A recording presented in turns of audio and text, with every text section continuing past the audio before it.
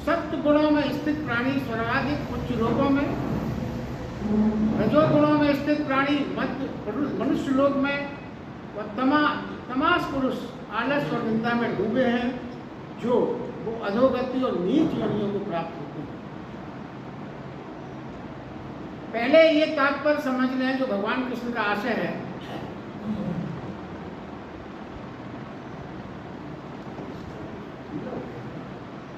पीछे ले लो।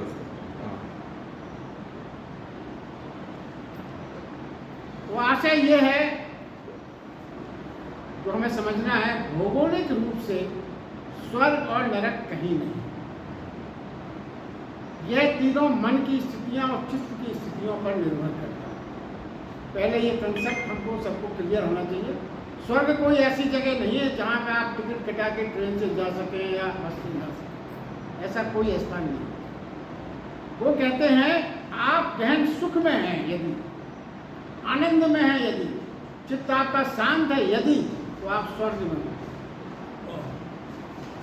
और यदि आप गहन संताप में हैं, तनाव में, उद्विग्नता में हैं, तो उसी जगह में, उसी घर में, उसी शहर में आप नर्क में हो।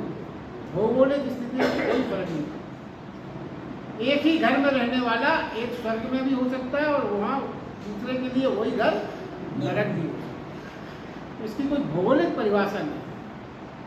आप अब देखिए, ये तो दो परिभाषाएं हैं, मगर सामान्यतः व्यक्ति जो है, जिसमें हम और आप सभी लगभग आ जाते हैं, बीच में रहते हैं। कभी सुख में, कभी सब दुख में, कभी तनाव में, कभी बहुत प्रसन्नता में, आनंद में। इसलिए हम मनुष्य लोक में रहते हैं। मन शब्द जो है वो मनुष्य, मन शब्द से ही मनुष्य बना। हमें क्या है, देखिए इसमें फर्क क्या है मनुष्य में। जो विशेष बात है जो हम सब जानते जो हैं, मगर उसकी चर्चा करें तो तभी समझ में आता है। हमें मनुष्य में हमेशा सुख की आशा बनी रहती है। हम हमेशा बड़ी से बड़ी चीज़ को प्राप्त करने के लिए आशान्वित रहते हैं कि मिलेगी मिलेगी। थोड़ा और प्रयास करते हैं, थोड़ी और दौड़ करते हैं, थोड़ा और कुछ ना कुछ उद्यम ऐसा करते हैं कि ये हम पा सकते हैं, पा सकते हैं, पा सकते हैं। ये आशा बनी रहती है। साथ ही साथ प्राणी को दुख का डर भी बना रहता है। एक और सुख प्राप्त करने की आशा, दूसरी तरफ दुख का डर। डर किस बात का? दुख का, कि कहीं कुछ हमसे छिन ना जाए। इतना जो कुछ भी हमारे मिलेगा तो आशा है, मगर जो है अभी वो छिन ना जाए, इस बात का हमेशा डर भी रहता है। तो फिर वही बात हो गई, जीवन में कभी खुशी कभी गम। यही मनुष्य का मेन स्वरूप है, यही मृत्युलोक है। और ज़्यादातर ये माना गया कि संसार में राजस गुणों वाले व्यक्तियों की बहुतायत है, क्योंकि ये जो दौड़ लग रही है पाने की, क्योंकि सब राजस गुण के अंदर। अब गुणातीत की अवस्था जो भगवान कृष्ण ने वर्णन की है, उसमें ये समझने की बात है कि ये तीनों जो अवस्थाएं हैं, तीनों, चाहे वो रजोगुण की हो, तमोगुण की, सतोगुण की हो, उनकी सारी अवस्थाएं मन के कारण है। हमारा मन ही दौड़ता है, हमारा मन ही आलस में डूबता है, और हमारा मन ही सात्विकता की ओर भी मुड़ता है। तो तीनों चीजें मन से संबंधित है। और जो मन के पार हो जाता है, यानी तीनों के पार होने का मतलब मन के पार हो जाना, यानी मन के पार हो जाने से जो अवस्था आएगी वो गुणातीत अवस्था होगी। अब देखिए, गुणातीत अवस्था में जो लिखा गया है वो ये है, कैसी अवस्था? जब न दुख, न सुख, न मध्य, न तापस, न राजस, न सात्विक, जब कोई तीनों अवस्था से पार हो जाता तो उस अवस्था का नाम भगवत्ता है। यहाँ पर थोड़ा मैंने मैं तो कह दिया, पर जरा आप ये सोचें कि भगवत्ता और जो मनुष्य है, मनुष्य ही भगवत हो सकता, भगवान हो सकता है। क्योंकि तीनों गुणों का एक समावेश हमेशा ये कहा गया कि जब तक तीनों गुणों ना हो, तो कोई व्यक्ति ऐसा संभव ही नहीं है सृष्टि में जिसमें तीनों गुण ना हो। और तीनों गुणों के जो पार हो जाता है, तो फिर क्या वो प्राणी नहीं रहा? क्योंकि एक तरफ हमने बार बार ये कहा है भगवान ने कि इस सृष्टि में कोई भी ऐसा प्राणी नहीं हो सकता जिसमें तीनों गुण ना हो। कम ज्यादा हो सकते हैं परसेंटेज, और होंगे तीनों। और एक तरफ वो कहते हैं तीनों गुणों से जो पार हो जाए। ये जो बात है, तो क्या ये तीनों गुणों से अगर पार आपकी जो अवस्था बताई गई, तो क्या उसमें मनुष्य की देह छूटने के बाद ही संभव है? क्योंकि जब तक आप मनुष्य हैं, जब तक तीनों गुण होना चाहिए। वो कहते हैं तीनों गुणों से पार हो जाओ, तो भगवान ने यही एक क्लेरिफिकेशन दिया है कि मनुष्य ही एक ऐसी देह है जो तीनों गुणों के से पार भी हो सकती है। अब आप जरा ये सोचिए, जैसे निर्गुण की कल्पना अपन करते हैं, निर्गुण निराकार, उसमें अपन मान लेते हैं कि भाई तीनों गुण नहीं होंगे, निर्गुण है, निर्गुण गुण रहित, तो वो गुणातीत है, उसकी कल्पना तो अपन कर सकते हैं। मगर साकार रूप, सगुण रूप में तीनों गुणों से परे होना, तो हम ये सोच सकते हैं कि ये तो संभव ही नहीं हमारे लिए गुणातीत है। क्योंकि गीता में जो आया उसका अगर हम थोड़ा सा चिंतन साथ साथ इस ढंग से करते रहे, तभी हमें बहुत सी चीज। अब आप ये सोचिए, तो ये सब बातें जब आप चिंतन करें विषय में तभी समझ में आती। आप देखिए, भगवान ने भी जो अवतार लिया, कृष्ण से बड़ा गुणातीत, महावीर से बड़ा गुणातीत, बुद्ध से गुणातीत, राम भगवान से ज़्यादा गुणातीत तो कोई है नहीं। मगर उन्होंने भी उस गुणातीत की अवस्था में मनुष्य देह धारण की, तो उन्होंने भी सिद्ध किया प्राणी तू चिंता मत कर, गुणातीत होने के लिए देह छोड़ना आवश्यक नहीं, बल्कि देह का होना अनिवार्य है। क्यों? उन्होंने भी जन्म लिया, मनुष्य देह में ही छूट पाए, किसी देवता में गुणातीत होने की संभावना नहीं हो पाई, क्योंकि वो सत्व गुण से जुड़े रहते हैं। देवता हमेशा सुख के अभिलाषी हैं, वो सुख को छोड़ नहीं पाते, सत्व गुण की वहाँ प्रधानता होती है स्वर्ग में, इसलिए स्वर्ग के देवता भी मनुष्य देह को तरसते हैं। और भगवान ने भी, देखिए आप कल्पना करें, थोड़ा सोचें विचारें, भगवान भी देवता के रूप में विचरण नहीं किए संसार में, मनुष्य के रूप में विचरण। इन सब के कारण है, ये सब हमें विचार करना है। अब आगे भगवान कृष्ण कहते हैं, ये कहा गया है, जिस काल में दृष्टा तीनों गुणों के सिवाय, आज का जो विश्लेषण है वो बहुत गहरा और बहुत अच्छा है। इसमें अगर आप ध्यान से समझेंगे तो आपको बहुत चीजें बहुत अच्छी लगेगी। जिस काल में दृष्टा तीनों गुणों के सिवाय किसी और को करता नहीं देखता, यानी जिस क्षण ये समझ में आया था कि मेरे तीन गुण ही समस्त कर्म कर रहे हैं, मैं करने वाला नहीं हूं, गुण ही करवा रहे। देखिए अब यहाँ पे बात क्या है, एक तीसरे अध्याय में एक श्लोक आया था, वो अर्जुन ने भगवान कृष्ण से प्रश्न किया था। मैं समझता हूँ कि भगवद गीता में अर्जुन ने तो बहुत महत्वपूर्ण प्रश्न किया, मगर कुछ ऐसे प्रश्न हैं जो बहुत गहरे हैं, बहुत। उसने तीसरे अध्याय में अर्जुन ने ये पूछा था, कोई भी मनुष्य पाप करना नहीं चाहता, क्यों चाहेगा पाप? परमात्मा किसी से पाप क्यों करवाएगा? परमात्मा भी नहीं चाहता कि आप पाप करो। फिर कैसे मनुष्य पाप कर कैसे जाता है? कौन सी ऐसी शक्ति है जो उसे पाप की ओर धक्का दे के पाप करवा लेती है? ना आप करना चाहते हो, ना परमात्मा भला क्यों करवाएगा आपसे पाप? वो तो आपको प्रोत्साहित कभी नहीं करेगा कि आप पाप करो। पाप कर मनुष्य हो कैसे जाता? तब भगवान कृष्ण ने ये जो इसमें पूर्णतः व्यवहार योग में आज चल रहा है, इससे अध्याय में जो समझाया था वो मूल रूप से बात ये थी कि ना तो मैं कुछ करा रहा हूं, ना तुम कुछ कर रहे हो। जो कुछ भी तुम जिस स्थिति में तुम्हारा जीवन है, वो तीनों गुणों का खेल है। क्या है मतलब? बहुत सरलता से समझें, जैसे तीन गुणों के अलावा आपके जीवन में तो समावेश होना निश्चित है। तीनों गुणों की परसेंटेज अलग अलग होती है, ये भी आपने समझ लिया। अब ये आपके जो कर्म करने की आपको स्वतंत्रता दी गई है, उस कर्म करने में आपने कैसे कर्म किए, इस पर निर्धारित होगा कि आपका कौन सा गुण बढ़ेगा। आपने दुष्कर्म किए, व्यभिचार किया, तो आपका तमोगुण बढ़ जाएगा। बहुत ज़्यादा लालच किया, चीज़ों को पाने के लिए प्रयासरत किया, भागदौड़ की, तो रजोगुण बढ़ जाएगा।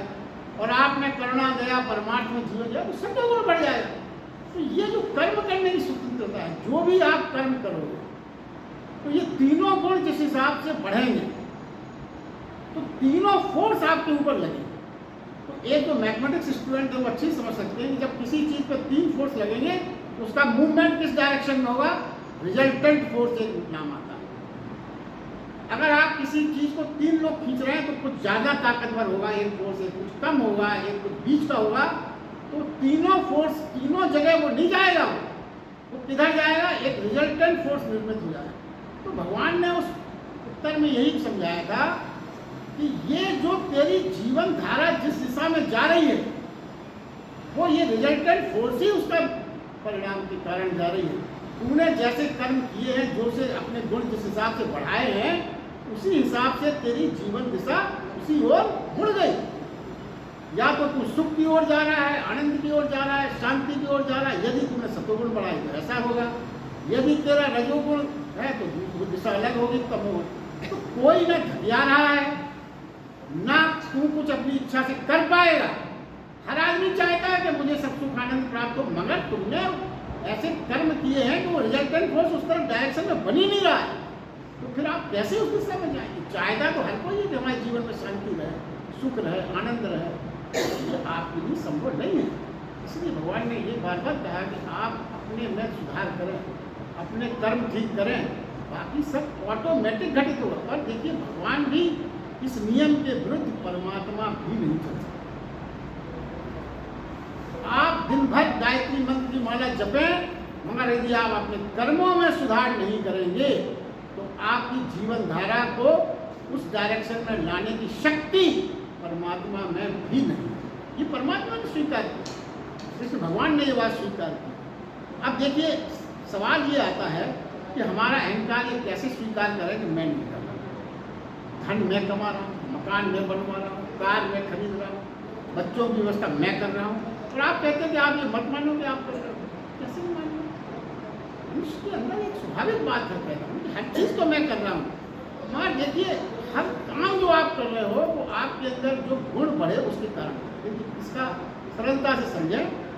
जैसे धन कमाने की प्रक्रिया में आप सोचते हो तो धन मैं कमा रहा हूँ, ठीक है, दिख तो यही रहा है कि आप धन कमा रहे हैं, सारे प्रयास आपके आप कर रहे हैं, मगर जरा आप ये सोचें कि आपके अंदर लोभ के कणों के कारण, लोभ की जो गुण है, भावना है, वो बढ़ी है, इस कारण आप धन कमाने की तरफ प्रवृत्त हुए।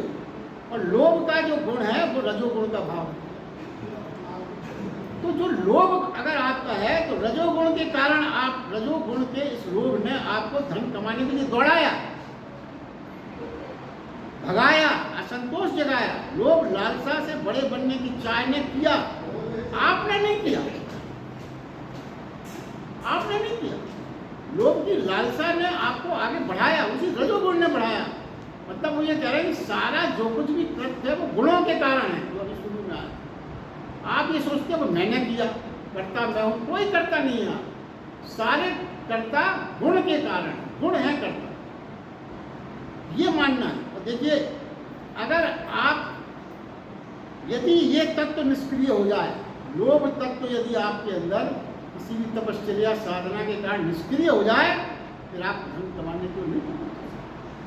लोभ मिट गया तो फिर आप कैसे करेंगे?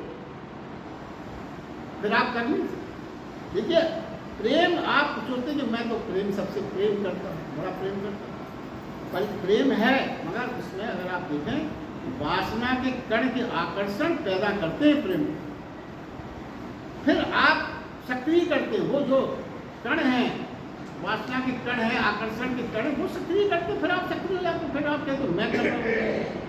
अगर वो कण आपके अंदर, आपकी मनोचित्त के अंदर से विसर्जित हो जाए तो फिर आप उसको डायरेक्शन में नहीं पड़े। देखिए, सांख्य की ज्ञान की एक बहुत गहरी खोज है कि आपके भीतर दो तत्व, एक है नेचर, प्रकृति, और दूसरा है पुरुष। अपन ने क्षेत्र के योग में समझा था कि सबके अंदर एक चेतन है और उसके चारों तरफ जो देह है वो नेचर, प्रकृति कहा है, और प्रकृति के बीच में चेतन जो है वो बीच में है, चारों तरफ देह रूपी प्रकृति के बीच में। तो क्या है? प्रकृति अपनी देह और मन की संगठना, जो क्रियाएं हैं वो सब प्रकृति में हो रही है, कोई क्रिया चेतना में नहीं निकल रही। अब देखिए, सुनने में लगता है कि क्या ही बात है, लेकिन मगर आप ये समझें जैसे एक सरल सा उदाहरण पहले आप दिमाग में रख लें, तो ये जो कठिन मीमांसा है आपको पूरी तरह समझ में आएगा। आपके घर में सबके यहाँ फ्रिज है, पंखे चल रहे हैं, बल्ब जल रहे हैं, कूलर भी है, हीटर भी है, सब चीज़ें गैस के हैं आपके पास, वॉशिंग मशीन है, सब बिजली से चल रही है। अब इसमें जो जो उपकरण है वो सक्रिय कैसे है? बिजली। बिजली चलती है तो सब काम करते हुए दिखाई पड़ते, कर्म करते हुए दिखाई पड़ते। तो कर्म कौन कर रहा है? उपकरण का कर्म कर रहा है, मगर उसको चेतनता कहाँ से मिल रही है? अगर बिजली ना हो तो वो कर्म नहीं कर सकता। और हम ये अगर कहते हैं कि बिजली सब कर्म कर रही, तो बिजली कोई कर्म नहीं कर रही। बिजली क्या कर रही? बिजली कहीं कर्म कर रही? कोई बिजली किसी कर्म में इन्वॉल्व नहीं, वो तो सामान्य रूप से बह रही है बस। मगर यदि बिजली बंद हो जाए तो कर्म भी बंद हो जाए। तो जो शरीर में चेतनता है उसका प्रकृति से इतना ही संबंध है। इसको अगर आप उदाहरण से ध्यान से अगर इसको लिंक करेंगे तो आपको पूरी बात समझ में आएगी।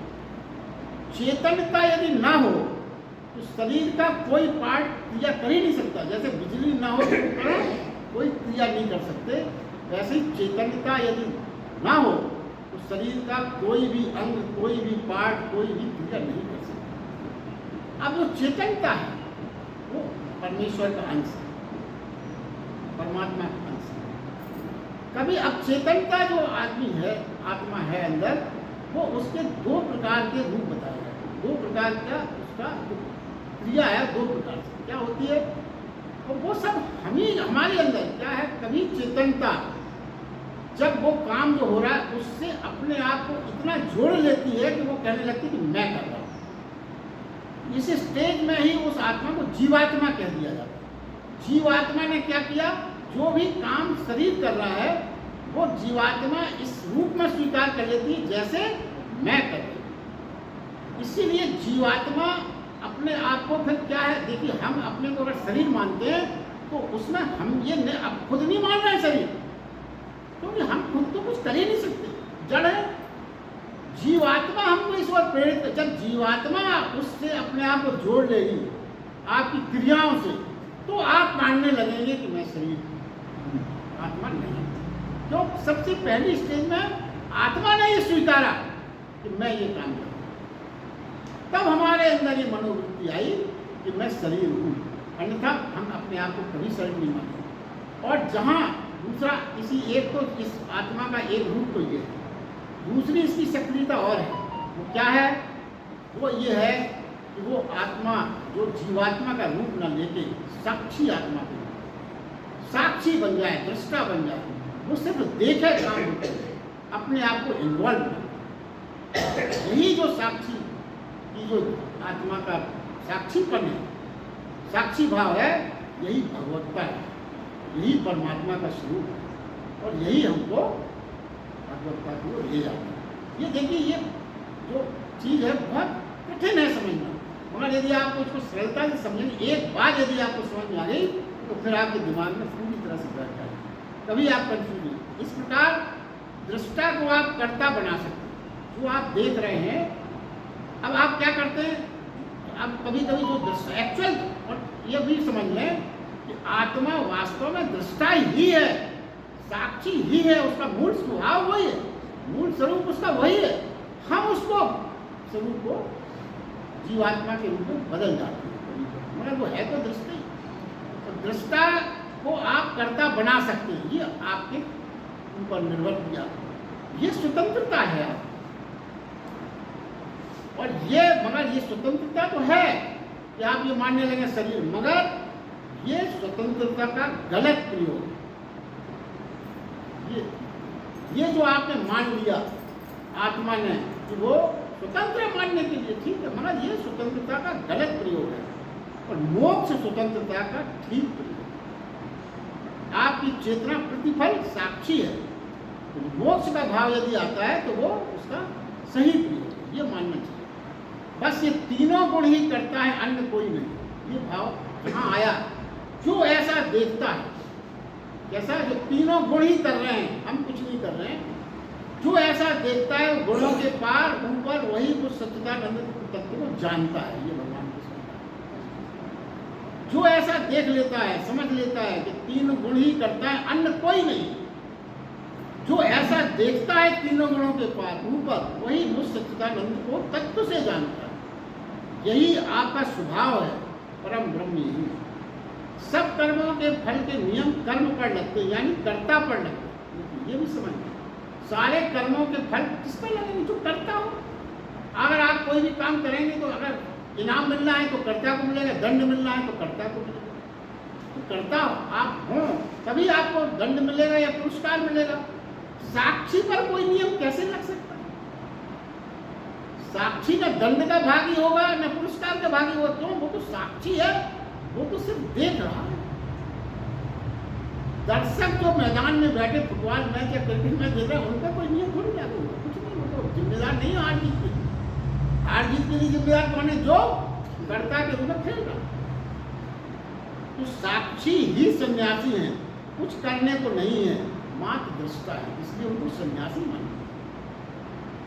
सन्यासी वही हो सकता है जो दृष्टा के रूप में जीवन जी रहा। आगे भगवान देखिए, आगे अर्जुन ने भगवान से पूछा, अर्जुन ने पूछा वह सभी सर्वदा, वो सब हम भी जानना चाहते, सभी लोग जानना चाहते। ये जो प्रश्न अर्जुन ने पूछा है, क्या पूछा उसने? गुणातीत प्राणी को कैसे पहचाने? अर्जुन ने पूछा क्या? गुणातीत प्राणी को कैसे पहचाने? लक्षण क्या है उसमें, आचरण क्या है उसमें, और हम चाहें तो गुणातीत कैसे हो सकते? यानी उस भगवत्ता की चेतना का अवतरण जिस व्यक्ति में हो गया हो, उसे कैसे पहचानेंगे? ये अर्जुन का प्रश्न है। कृपया बताएं। तो इन प्रश्नों को बहुत से लोगों से, महावीर भगवान से, बुद्ध भगवान से, उनके शिष्यों ने पूछा है। तो समझे ये कि इस प्रश्न का उत्तर दे पाना बहुत कठिन है, बहुत कठिन है। भगवान ने स्वीकारा। क्यों? क्यों कठिन है? क्योंकि लक्षण पहचानने को, किसी के लक्षण पहचानना है अगर, तो हम बाहर की बात बता सकते हैं किसी कोई विचित्र परेशानी होगी। क्यों? जैसे सोचे गुणातीत जिन्हें हम जानते हैं, हम गुणातीत किन किन को समझते हैं? जो जिनमें कोई संशय नहीं है। कौन?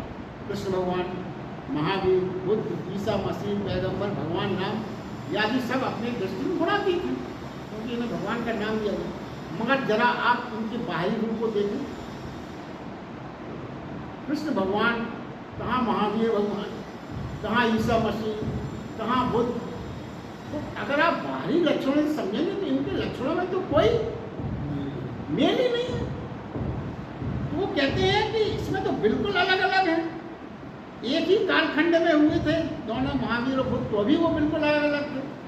तो किसी ने बिल्कुल सही कहा है कि एक फकीर ने कि गुणातीत को पहचानना ही मुश्किल होगा, गुणातीत को पहचानना ही मुश्किल होगा, यही उसका पहला लक्षण। पहला लक्षण यही है कि पहचानना बहुत है। अब देखिए क्यों मुश्किल, एक चीज और है, वो भगवान कृष्ण ये बताते हैं कि गुणातीत व्यक्ति को पहचानना इसलिए कठिन है कि वो बिल्कुल साधारण होगा, बिल्कुल साधारण लगेगा। विशिष्ट होने का उसे कोई मोह नहीं होगा कि मुझे विशिष्ट माना जाए, कोई मोह नहीं होगा। वह ये दिखाने का प्रयास भी नहीं करेगा कभी कि मैं विशिष्ट। गुणातीत जो बताया है वो कभी प्रयास नहीं करेगा। वो कभी ये नहीं कहेगा मैं तुमसे जानता हूं, तुमसे ज्यादा जानता हूं, कभी नहीं कहेगा। तुमसे अधिक अच्छे आचरण वाला हूं, ये भी नहीं कहेगा। ये बताने का कभी प्रयास नहीं करेगा कि मैं तुमसे अच्छे आचरण वाला हूं, तुमसे ज्यादा जानता हूं। ये कहेगा ही नहीं कभी मैं विशिष्ट हूं, कभी नहीं कहेगा। ये है यह भी कि बाहरी लक्षण यदि घोषित कर दिए जाए गुणातीत व्यक्ति को, मान लीजिए एक फार्मूला बना दिया जाए कि बाहरी लक्षण ये है, अनेक प्राणी बाहरी लक्षणों की ऐसी नकल कर लेंगे असली को पहचाननी मुश्किल होगी, असली लक्षण नहीं बताएंगे। ऐसा मेकअप कर लेंगे वो आपके लक्षण, अगर आपने बाहरी लक्षणों को अगर बिल्कुल स्पेसिफाइड कर दिया कि ये है बाहरी लक्षण, अंदर की क्या जरूरत है बाहरी लक्षण? आजकल आप देखते रहे साधु सन्यासी के रूप धरे वाले कितने अंदर, कितनी कटुता अंदर भरे हुए, कितना वैमनस्य धर्म अंदर भरे हुए, बाहरी रूप में ऐसा लगता है कि अपन देख के नतमस्तक। इसलिए इसलिए भगवान कृष्ण ने आगे कहा, जो पुरुष सत्व गुणों के कार्य रूप प्रकाश को, जो पुरुष सत्व गुणों के कार्य रूप प्रकाश को, रजोगुणों के कार्य रूप प्रवृत्ति को, तमोगुणों के कार्य रूप मोह को न प्रवृत्त होने पर बुरा समझता है, न निवृत्त होने के पर प्रसन्न होता है। देखिए आप, न बुरा होने के मैं प्रवृत्ति में भी बुरा नहीं मानता वो, और अगर कुछ निवृत्त हो जाए तो बड़ा आनंद भी नहीं मनाता, कोई इसको नहीं मनाता। ये बड़ा जटिल लक्षण है जो भगवान ने अपने इस श्लोक में कहा है। देखिए, गुण जो भी कराए, यानी तमोगुण, देखिए क्या कह रहे हैं, तमोगुण कुछ भी कराए, प्रवृत्ति जिस प्रवृत्ति में अभी आपको ले जाए तमोगुण, तब तो दुखी नहीं होता कि इसके बाद से वो दुखी नहीं होता कि मुझसे बुरा कोई नहीं, मुझसे बुरा कोई नहीं, ये भाव उसके अंदर नहीं आता, कोई दुखी नहीं। वो तब तो दुखी होता है कि मुझसे बुरा कोई हो रहा है, मगर पर नहीं होता दुखी। रजोगुण कर्म में ले जाता है तो भी वो दुखी नहीं होता, और सतोगुणी सारे बुराइयों से निवृत्त हो जाता है, ले जा रहा है, तो भी वो सुखी नहीं होता। ना वहां वो दुखी हो रहा है अपने कर्मों के कारण, ना ये सतोगुण वाला सुखी हो रहा है कि बड़ा महान कार्य में कर रहा हूँ, बड़े महान पद पे जा रहा हूँ, बड़ा सुख मनाऊँ, ना ना, ये भी नहीं। तो ना राग से दुखी होता है, ना वैराग से सुखी होता है। ज्यादातर अपने मानते हैं राग है तो दुख मनाओ, और वैराग है तो सुख मनाओ। भगवान कृष्ण कहते हैं ना तो राग से दुखी होता है, ना वैराग से सुखी होता है, दोनों चीजों गुण पर छोड़ देता है और समझता है कि मैं इनसे अलग हूं। तो साक्षी भाव जब होगा तो ये गुण तभी आएगा, ना तो दुख का प्रभाव होगा, ना कुछ का प्रभाव होगा, अलग हो जाएगा। पर इस सूत्र का अव्यय अर्थ सिर्फ इतना है कि देखिए, जैसे उदाहरण के लिए और सरलता से समझते हैं, जैसे आपको क्रोध आया, क्रोध आया तो रजोगुण बढ़ा, तभी तो क्रोध आया। आप फिर वो क्या है, ये गुण आपको क्रोध आने पर हिंसा की ओर ले जाने वाला। क्रोध आता है, उसकी परिणति यही होती है कि आप कुछ न कुछ हिंसक कार्य कर बैठते हैं। अब आप कह सकते हैं, क्या मैं क्या कर सकता हूँ, ये तो गुणों का वर्तन है, मेरे भीतर जो गुण है उन्होंने ये हिंसा की, मैं तो अलग हूँ। आप खुद ही तो बता रहे हैं कि सब गुण करता है, आप करता है ही नहीं, सब जो कुछ भी होता है गुणों के कारण होता है। तो अगर हिंसा हो गई तो मुझे क्यों दंड दे रहे हो, मैं तो करता हूँ ही नहीं। ये सब गीता में ही तो लिखा है, आपकी गीता ही से तो आप बता सकता कोई नहीं, मैं तो अलग हूँ, मैं तो गुणातीत हूँ, कोई हिंसा नहीं की मैं। मगर मूल रहस्य यहाँ पे समझना पड़ेगा कि अंदर की बात, गीता का जितना अर्थ का अनर्थ हुआ है वो बहुत ही ज्यादा हास्यास्पद बात है, अगर आप नहीं समझ पाते। ऊपर जो कहा गया है वो देखिए, ऊपर जो कहा गया है वो बाह्य लक्षण, जरा आप भीतर जाके देखिए, तो ऊपर का बाह्य लक्षण आपने क्या देखा, क्रोध आया आपने हिंसा कर, ये बाह्य लक्षण, ठीक है। मगर उस समय जो आपके अंदर है, जब आप क्रोध में गए थे भीतर, तो क्या आप क्रोध से जुड़ गए थे, सुख ले रहे थे उस क्रोध का, ईर्ष्या द्वेष के भाव से जुड़ गए थे, या आप साक्षी, साक्षी मतलब वो क्रोध आया अंदर आपके तो आप खाली क्रोध को देख रहे थे, या फिर आपने अपना साक्षीपन छोड़ दिया थोड़ी देर के लिए और आप उससे जुड़ गए, उस क्रोध से आप उससे जुड़ गए, आप उसमें आनंद लेने लगे, या आप उसकी ईर्ष्या द्वेष से ग्रसित हो गए, मतलब आपका साक्षीपन मिट गया। इसकी तरफ ईमानदारी से आप नहीं सोचें। अगर ध्यान रहे, यदि कोई क्रोध में भी साक्षी रह पाता है, क्रोध आने पे भी यदि कोई अंदर से साक्षी रह पाता है, तो क्रोध आपका निर्जीव हो जाएगा। आप क्रोध से हिंसा की ओर जब ही जा सकते हो जब आप साक्षी भाव छोड़ के उससे जुड़ जाएं। वो कहते हैं क्रोध उठेगा भी तो उसमें प्राण नहीं होगा, आप होश में रहेंगे, मूर्छित होंगे तो ही क्रोध आपको हिंसा की ओर ले जाएगा। होश में रहेंगे तो आपको हिंसा की ओर नहीं जा सकते। आप काम वासना उठेगी तो भी आप साक्षी भाव में रहेंगे, तो फिर आप ज्यादा दूर तक नहीं जा पाएंगे।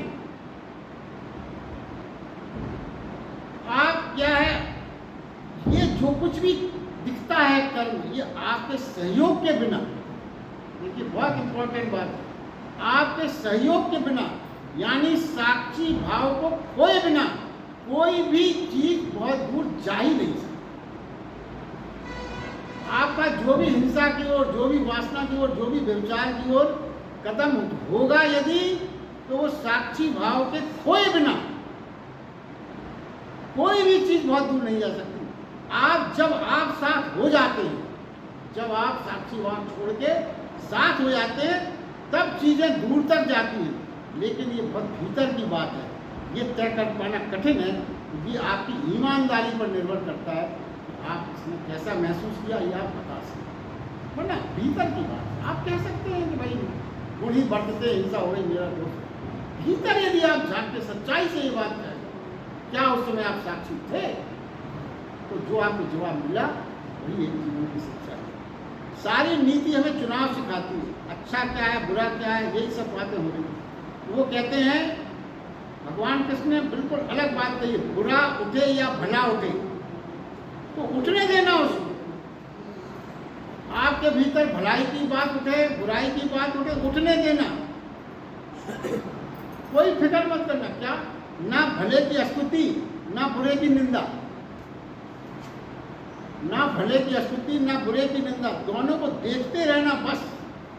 जैसे तुम्हारा दोनों से कुछ लेना देना नहीं है, नदी बह रही है, तुम किनारे खड़े हो, बस उसका बहाव देख रहे हो और कोई मतलब नहीं। जब इस अलगपन का भाव पूरा का पूरा उतर जाए, तभी चलायमान होने से चित्त को रोका जा सकता है। और चित्ती को तो चलायमान होने से रोकना, किसी से भी अगर आप जोड़े हो, कभी कभी हम सोचते हैं भाई क्या गलत कर रहे हैं, अच्छाई से तो जोड़ रहे हैं, ना ना ना, वो कहते हैं किसी से मत जोड़ो, वरना क्या होगा, वरना जो घटना आपके आसपास घट रही है वो आपको हिलाती रहेगी, आपको बदल देगी, आप फिर स्वयं के मालिक नहीं रहेंगे, उस घटना के भावों के मालिक हो जाएंगे। जैसे हवा के ऊपर कोई झंडा लगा दो तो वो कपड़ा हवा के फोर्स के कारण उल्टा टूटता है, वो हालत हो जाएगी। मन तभी रुकेगा जब हम निर्णय लेना बंद कर दें, स्वीकार करने को राजी हो जाए, स्वीकार करना स्थिति जो है सब ठीक, जान लें ये वर्तन है गुणों का, ये हो रहा है, मैं छिपा हूँ भीतर जरूर, जो चारों तरफ घट रहा है मुझ में नहीं, मुझसे बाहर घट रहा है, मुझ में कुछ नहीं घट रहा। तो फिर घटनाओं का प्रभाव से आप तभी मुक्त हो सकते। जब आप ये माने मेरे भीतर कुछ नहीं घट रहा है, जो भी घट रहा है वो बाहर घट रहा है। साक्षी सुदृढ़ स्थित हुआ प्राणी गुणों के द्वारा विचलित नहीं किया जा सकता।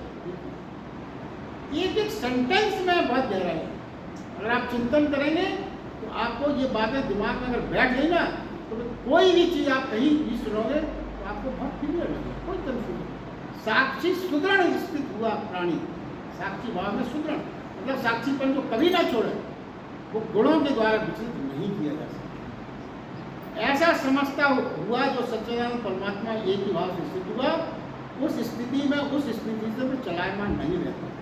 वो कहते हैं निर्गुण हमारे भीतर छिपा है, निर्गुण हम हैं, चारों तरफ गुणों का जाल है।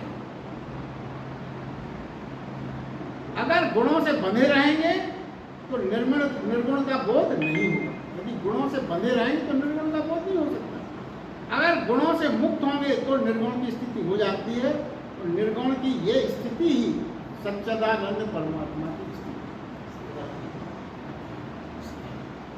अब आगे देखिए, वो कहते हैं जो निरंतर आत्मभाव से स्थित हुआ,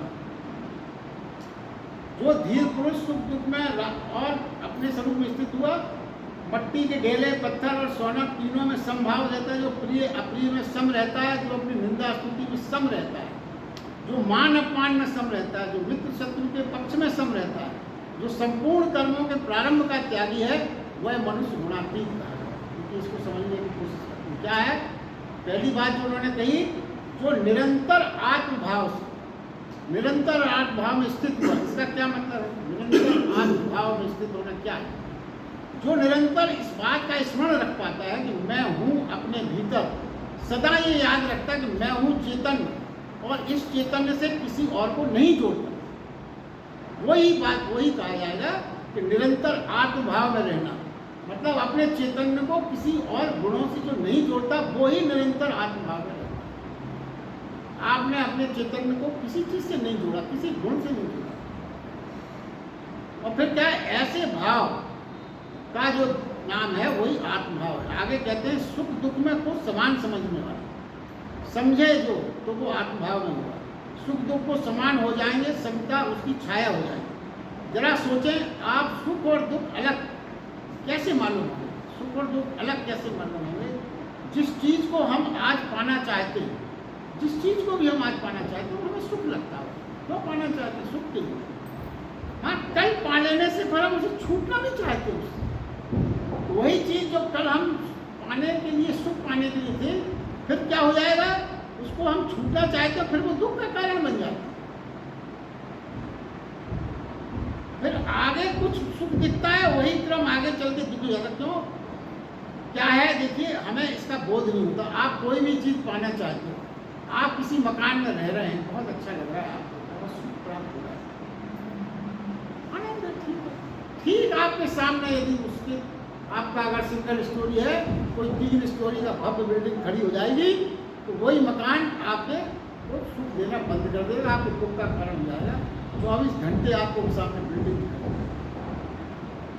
ये जो भाव है, तो ये सुख और दुख के क्रम जो है, जो हमें आज सुख देने वाला चीज़ दिख रही है, वो कल आपको दुख देने वाली चीज़ बनने ही वाली है। इस संसार की, संसारिक किसी चीज़ में वो आकर्षण संभव नहीं है जो आपको परमानेंट सुख देने वाला हो। कोई चीज़ नहीं बनी आज तक जिसके लिए ये कहा जा सके इससे आपको हमेशा जीवन भर हर क्षण सुख मिलता ही रहेगा। इस संभव है, चाहे वो व्यक्ति हो, चाहे वो मित्र हो, चाहे परिवारजन हो, इस बात की गारंटी है ही नहीं, बल्कि इस बात की गारंटी है कि उससे आपको दुख मिलने ही वाला है। कितने दिन बाद मिलेगा, क्या परिस्थिति बदलेगी, वो समय सीमा निर्धारित नहीं है, मगर ये निर्धारित है सभी द्वंद्व जिसके लिए समान होगा, सभी द्वंद्व, चाहे प्रेम के, अप्रेम के, स्वर्ण मट्टी, शत्रु मित्र, स्तुति निंदा, सब भाव जो विपरीत को विपरीत की तरह नहीं देखता। यही तो खेल है जीवन का, हमारी दिव्यता है किसी विपरीत में ही तो अपन होते नहीं होते। जो विपरीत को विपरीत नहीं देखता, उसके सारे द्वंद्व चुनाव के कारण ही तो होते हैं। चुनाव छूट गया तो सारे द्वंद्व खत्म हो गए। द्वंद्व है क्यों? क्योंकि हम चुनाव करते हैं। भगवान कहते हैं चुनाव करना छोड़ दे, चुनाव मत कर। समझे, जितना आत्मभाव बढ़ेगा, जितना आत्मभाव बढ़ेगा, जितना आप अपने को शरीर से अलग चेतना के साथ मानेंगे, समझेंगे, ठहरेंगे, उतना आप पाएंगे कि चीज़ें उतनी ही होती हैं जितनी जरूरी है, उससे ज़्यादा फिर आपकी इच्छा होगी। जितना आप आत्मभाव से बढ़ेंगे, शरीर से अलग जितना आप मानेंगे, चेतना के साथ आप जितना अपने को जोड़ेंगे, समझेंगे, ठहरेंगे, उतना आप निश्चित पाएंगे कि चीज़ें उतनी ही होती है जितनी हमारे लिए बहुत जरूरी है। उसके आगे अपन की इच्छा समाप्त हो। जरूरत पर रुक जाना, जरूरत से आगे 1 इंच भी ना जाना, ये बड़ी मौलिक बातें हैं जो अगर समझ में आ जाए तो आपको अपने कम से कम कारण तो पता लग जाए, भले हमारे दुख दूर ना हो, कारण तो समझ में आ जाए। वो कहते हैं कि इन जरूरत पर रुक जाना, कि हमारी इतनी जरूरत है, हम रुक जाएं, और उससे 1 इंच आगे नहीं आना, तो फिर कोई बंधन ही नहीं। हमने तय कर लिया कि बस इसके आगे हम जाने, संतुष्ट रहो, क्या बंधन बचा? कोई बंधन नहीं बचा। आत्मभाव में स्थित हुआ, संपूर्ण आरंभों में कर्तापन के अभिमान से रहित हुआ पुरुष जी को गुणातीत है। सब प्रारंभ ही न करें, प्रारंभ से संपूर्ण प्रारंभों में कर्तापन के अभिमान से रहित हुआ। भाई कोई भी आप प्रारंभ करेंगे तो कर्तापन के अभिमान के कारण तो प्रारंभ करेंगे, उससे आप रहित हो गए, फिर आप गुणातीत हो।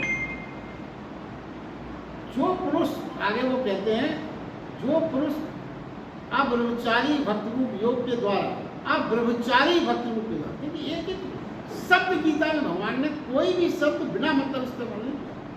अब्रह्मचारी भक्ति योग के द्वारा मेरे को निरंतर भजता है, वह इन 3 गुणों को अच्छी प्रकार से उल्लंघन करके सच्चिदानंद ब्रह्म में एक ही भाव होने के योग होता है। तथा हे अर्जुन, उस अविनाशी पर ब्रह्म को अमृत को तथा नित्य धर्म को अखंड रस का आनंद मैं ही उसका आश्रय। अब देखिए अब्रह्मचारी का मतलब क्या है, उन्होंने शब्द लिया उसको समझते हैं। भक्त रूप का अर्थ क्या है, जब मन एकजुट हो जाए, इकट्ठा हो जाए, एक धारा में बहे, दिशा अनेक कई एक ही दिशा में प्रभावित हो तो वो अब्रह्मचार है। एक ही दिशा में मन अगर ब्रह्मचार का मतलब ही क्या है कि मन आपका कई कई जगह है। अब जरा आप अपने मन के बारे में सोचिए, बहुत सरलता से ये बात है, पूरी तरह समझ आएगी। हमारे मन का एक हिस्सा कहाँ दौड़ता है, धन की ओर। हमारे मन का एक हिस्सा पद की ओर दौड़ता है। हमारे मन का एक हिस्सा यश की ओर दौड़ता है। हमारा मन का एक हिस्सा धर्म की ओर भी दौड़ता है। हमारे मन का एक हिस्सा रूप की ओर भी दौड़ता है। हमारे मन का एक हिस्सा स्वार्थ की ओर भी दौड़ता है। एक भीड़ है, सभी अलग अलग भागे जा रहे हैं। इसलिए कहा गया है कि संसार में सब ब्रह्मचारी हैं। यही तो है ब्रह्मचार। ब्रह्मचार की कोई स्थूल परिभाषा आप दिमाग में न रखें। एक मन अगर कई कई दिशाओं में दौड़ रहा है, भटक रहा है, जा रहा है, वही तो ब्रह्मचार है। अगर एक दिशा में जाए अब्रह्मचारी, तो भगवान ने अब्रह्मचारी इसीलिए कहा, मन की दौड़ खाली एक और उनकी भक्ति, बस तभी आपकी अब्रह्मचारिणी भक्ति कहलाएगी, वरना आपकी सब ब्रह्मचार है। और ब्रह्मचार है वहाँ भक्ति हो नहीं सकती। तो हमारी भक्ति तो अपन सोचते हैं अपन बड़ी भक्ति कर रहे हैं, असर क्यों नहीं हो रहा, तो इसलिए नहीं हो रहा है। आपने भक्ति की साथ अपने मन को कई और जगह भी भटका रखा है, तो कहाँ से वो असर होगा। देखिए इवन आप सरलता से समझे, माँ गंगा नदी बहुत पवित्र नदी है, मगर उस गंगा नदी को भी आप यदि हजारों धाराओं में बांट दें, गंगा को, तो वो सागर तक नहीं पहुंच सकता। कल्पना करिए आप,